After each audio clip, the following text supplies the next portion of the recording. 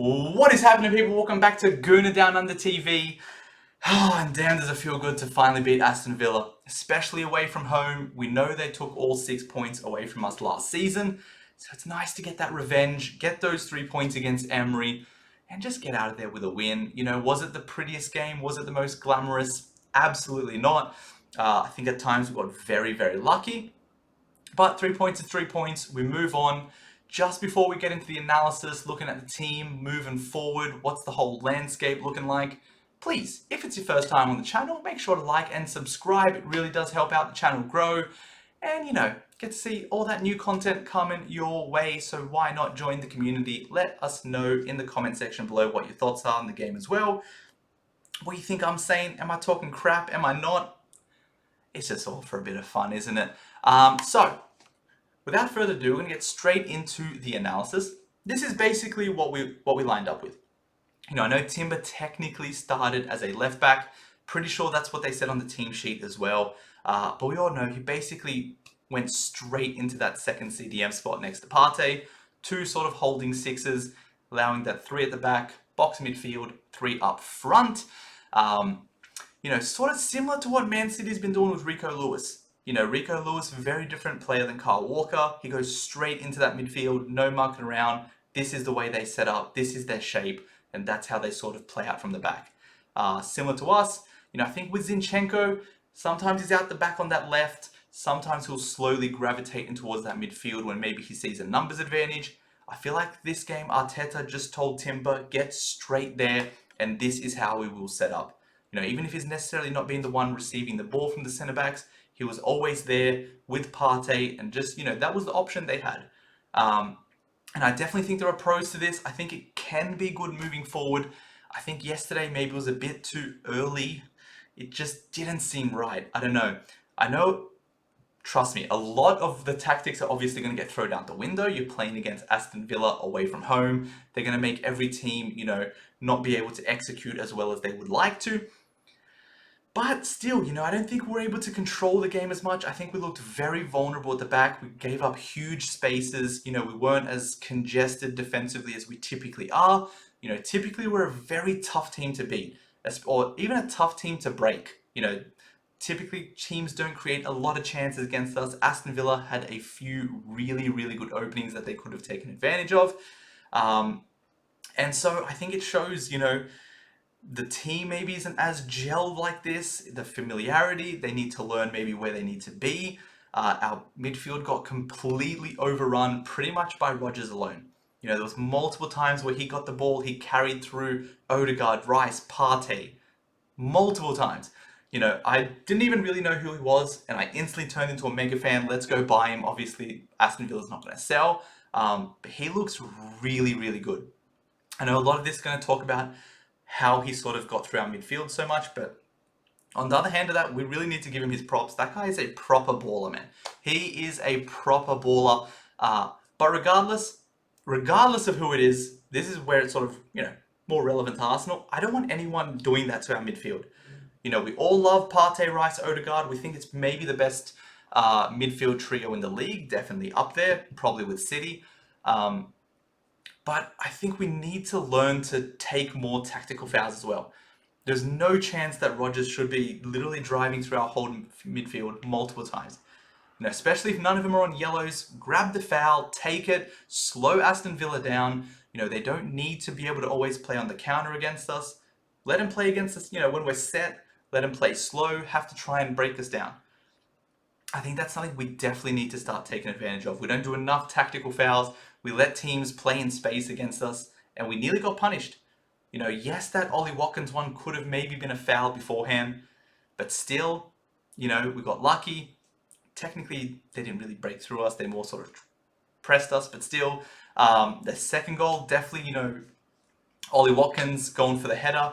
I think we're just a little bit too vulnerable. They give up too much space. Onana pretty much had a wide open shot. You know, lucky it hit Gabriel, hit the post, everything sort of happened. But teams should not be able to get that much space at the edge of the area against us. With this as well, you know, it does make Rice travel a little bit more forward, which I'm hit and miss with, man. I'm hit and miss with. I think he can definitely develop into a really, really, really good box-to-box midfielder. For me, I still prefer him at the 6. I think when he's there, he's excellent. Just cutting up shop, just handling everything, winning the ball back, advancing it forward. I think he is nearly world class at that, if you want to say. As a box-to-box midfielder, I think creatively lets him down at times. Not the best dribbler, sometimes can carry with the ball, but I don't think he necessarily does enough from that position to sort of justify playing him more forward. Mikel Merino looks like he's coming in. I assume he's going to take up that Rice position, but I do also have similar worries about him. I don't think he's necessarily the most dynamic midfielder who's probably going to be able to get on the ball, create a lot. He's very solid, sturdy, can play in tight spaces and all of that, but I don't know if he's going to help that sort of front 5 goals and assists wise. I think that's why maybe we need another midfielder as well. It's a whole nother video. Maybe look at my video about what midfielder should we sign. But this formation does give me a bit of worries with that, because what it does mean is our fullbacks are virtually non-existent. White occasionally went up yesterday. I don't think he did it nearly as much as we did against Wolves. Bombing up, helping Odegaard and Saka. I think that's a really beautiful trio that beautiful trio. Why not go with that? Who understand each other, who have chemistry together. They link up beautifully. I think maybe playing Timber more in that DM, White more of that right centre back is going to take that away. And then we basically have no left back, which we haven't been having for a while anyway. So it means our attack is quite easy to defend. It can get stale. Martinelli never really ever going to have an overlapping fullback be able to provide something. That's always going to have to be Rice, which also means our midfield is also one person out in case we lose the ball. White, he's not going to get up as forward if he's playing right centre back. So I think that left 8, that left 10, if you want to say in this formation, really has to be someone like a Fabian Ruiz. Someone like an Odegaard who can unlock teams, get on the ball, find Havertz on some, nice little swift runs, pass it into Martinelli behind, pass it into Saka on a cross. I think that is definitely one way to go. Or we're going to have to find ways to move this ball quicker. I think another problem yesterday, we were too slow. There were times where this back 3 was literally trying to just creep up slowly and slowly. And teams, while yes, we were able to get ahead, we were able to sort of creep that field tilt, if you want to call it, we're always going to play against a set team. If teams slowly going to have to shift their sort of defensive set real slow, it's going to be quite easy to defend it. It's going to require constant moments of magic. We're never going to be able to get an easy opportunity. Saka's going to have to break a couple players down, give it to Odegaard for, an absolute cutting edge pass. It's never going to be that quick, just rapid, pass it back, bam, goal. And so I think that's definitely something we're going to have to start doing, especially if we're asking Rice to play that left 8. Because if he is, and we play, quicker, more space, I think he definitely then can get the ball and drive. I think that's a strength he has. But if it's slow and he's just receiving the ball with 2 people around him, I just don't think that's really his game. I don't think he's going to be able to get much out of that. But if he catches it, one person sort of trying to sprint towards him to chase him down, I think that's when he can definitely blow past him. So, I don't know. Arteta's going to have to do something with this. I'm not necessarily worried because, again, it was Aston Villa away. It's arguably second, third toughest game we're going to have all season, I'd say. And, besides 2 awkward opportunities, one I'd say was a foul, one weird deflection, hit the post, bounce back to Ollie Watkins. We did hold our own. It didn't look as convincing. That's all I'm worried about. And I hope he's going to tweak that. I definitely have faith in him to do that. I think he's, a great manager. Tactically, he's brilliant as well. At the end of the day, we won. And I think against other teams, maybe this will look a bit better. Remember, Timber hasn't really had a chance to play with these guys a whole lot. And I think all these people playing in slightly modified positions will definitely help over time when they get used to it a bit more. I think it also does, give us different dimensions finally. You know, Timber can come into that midfield, or we can go Calafiori left back, maybe have White Calafiori bombing up a little bit more. I think it definitely does give us a whole lot of options. And it's interesting to sort of see at home against Brighton what we look like. But last video, we talked about Havertz. Is he good enough to sort of help us win this league? My opinion hasn't really changed that much. Did he have the best games against Aston Villa? No. But I think at times he did some really good intricate link-up play, you know, was able to sort of do some back passes to get Rice in a lot of open space who could have potentially, you know, broke the team down and definitely got an assist there, so he would have got a hockey assist. But, you know, I think I don't look at the attack too much yesterday because we did play so slowly. You know, was that maybe scared about giving the ball away, being, you know, susceptible to counters maybe, but I think we're sort of susceptible to counters anyway, so we could have taken their chances, but then we did win, so who cares? But, like I said, I'm not going to look at him too much. Martinelli, though, I'm starting to get less and less convinced by him. Now, I know I said, you know, attackers, I'm not going to blame too much. I'm not even blaming him for Aston Villa. I think, you know, like I said, we played too slow. I didn't even want to look at that, but just, it's been so long since we've seen the Martinelli of past. I'm starting to get over the idea of starting him. And I love Martinelli, you know, he's one of my favorite players. I like everything about him. He seems like he has all the attributes, right? He's got the pace, he can dribble, you know, he at times can finish, although we haven't seen that for a really long time. 2 seasons ago, grabbed 15 goals in the Premier League. We all thought he was going to take those steps forward, just hasn't. You know, some of that due to injury, maybe in and out of the team, broke his confidence, hasn't been able to get back to it. But, you know, we're going up against City. This is not a thing where we can hope someone comes back to form. For me, I think we probably just have to get Trossard up there, play left wing. And I'm not even overly amused by it. You know, I like Trossard. I don't think he's necessarily the levels we need as well. I think as a 12th man, first guy off the bench, he's perfect. You saw yesterday, we needed someone to come change the game. He can, does it, bam. 1 shot, 1 goal, that's all he needs. But I think when he starts, game's typically less open as well. You know, he doesn't have the pace to beat defenders. He typically, you know, loses the ball in a lot of positions. Maybe doesn't have the work rate as a Martinelli as well. He does typically ghost games a lot. And it's only sort of if he was able to get a shot in a really good opportunity, that's where he makes his impact. But really, I think at that point, that's enough for us now. Martinelli's, yes, he's got the work rate, but besides that, not doing a whole lot. You know, it's not like he's creating a lot of chances for others. Typically, his decision-making hasn't been the best.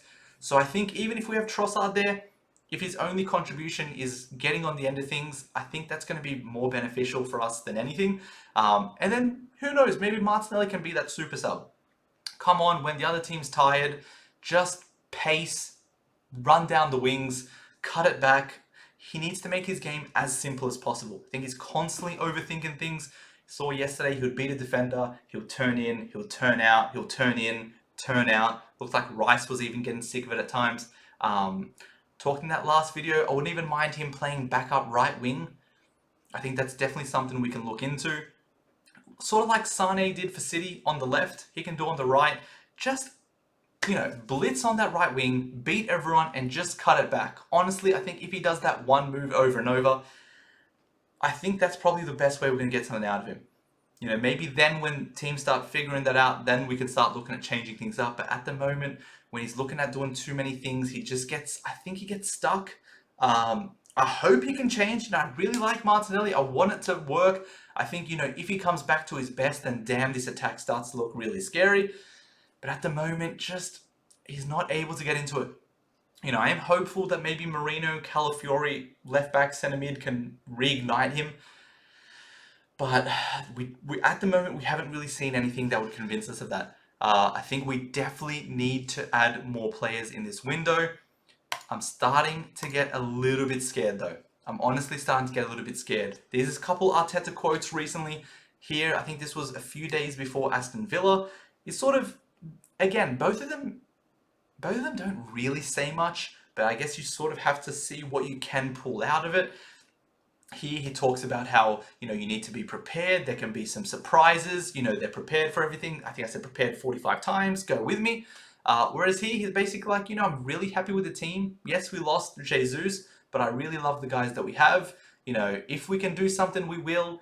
Starting to sound a little bit more Wengerish the more I hear it. They're going to look at the market, but I don't know.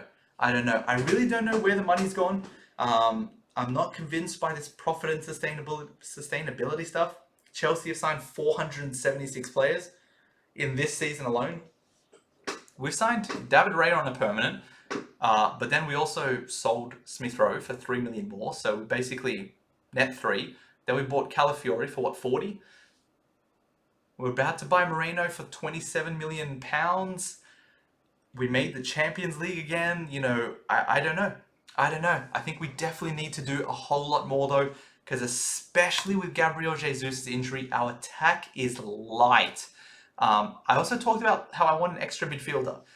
So remember, we've got this. I would really like Rice and Partey to be the depth for that 6. Moreno, and then one other player to be depth for an 8, a different type of midfielder who's more like an Odegaard, like a Rodgers or a Smith Rowe, maybe, who's more consistent with, health and everything, can get on the end of things, a bit more dynamic.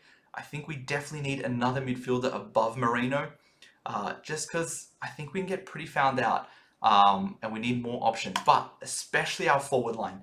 Jesus is out, and Nketiah looks like he's on the go any day now. Although, who knows, we might even retain him, to be honest.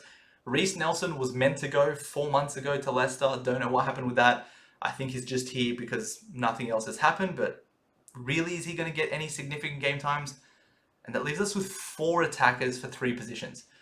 Jesus is going to get MRI scans. That's never a good sign. I think it'd be at least a few weeks. Jesus typically picks up injuries throughout the year anyway.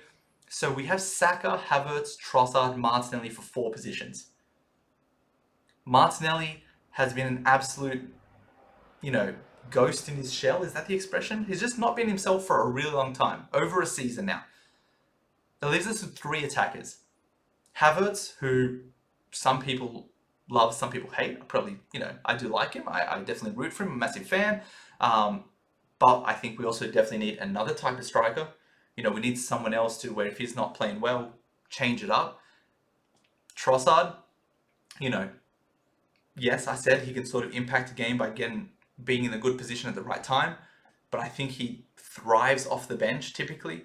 When he's able to sort of come in, game's a bit more open than it is, he can find that sort of spot where the ball comes to him and bam, one time, one shot. Whereas maybe early in the game, it's a lot slower. Those opportunities don't arise as much. Can't get the best out of him. And then Saka, poor guy's been playing 17,000 games a year. Typically sort of burns out towards the end of the season. Do we really want to rely on that again? Or, hopefully nothing happens to him, but are we really going to have to rely on these players again every single game? We have the Champions League again this year with more games. We want to go further in the FA Cup, the Carabao. And we have 4 attackers. Jesus, who knows when he's back? And Nketiah, I think he should be going. At this point, if you're this far into a deal and you keep someone, their head's not going to be it. It's going to be lost. Reiss Nelson, love him as well, but, is he really what we want to be relying on year after year again? We need to look at something. There were rumours of Lookman. I'm a massive fan of Lookman. I talked about him last year, about 5 players I'd like to sign to, again, replace an injured Gabriel Jesus. He was one of them. He had a great year for Atalanta, had another one last season. I think he's 2-footed, fast, strong, exactly what we need, can cover a lot of positions in that front line as well.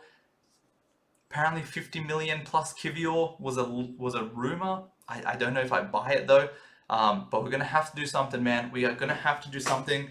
Good win against Aston Villa, don't get me wrong. I don't know if I sounded complainy. Hopefully I didn't sound complainy, because I'm very happy with it.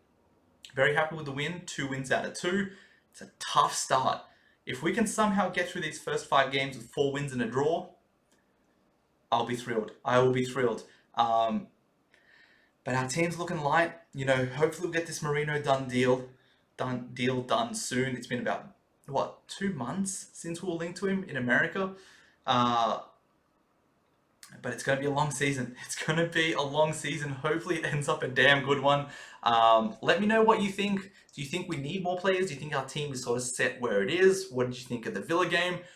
Please, more importantly than anything though, take care of yourselves, and I'll see you in that next video. Peace.